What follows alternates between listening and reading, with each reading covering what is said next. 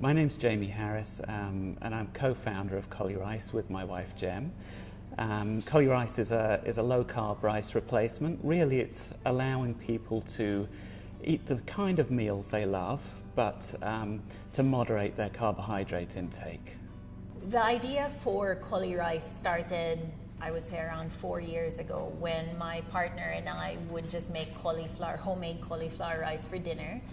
And we just thought that it was such a fantastic product. So when we first launched, we launched in a couple of supermarkets. We didn't launch in the 2,000 that we've got now.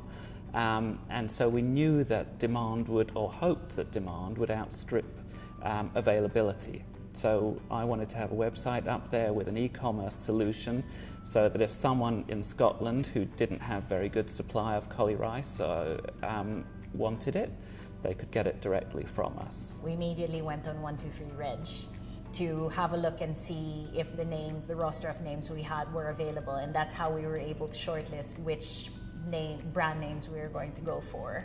And at the end of it, that's how we managed to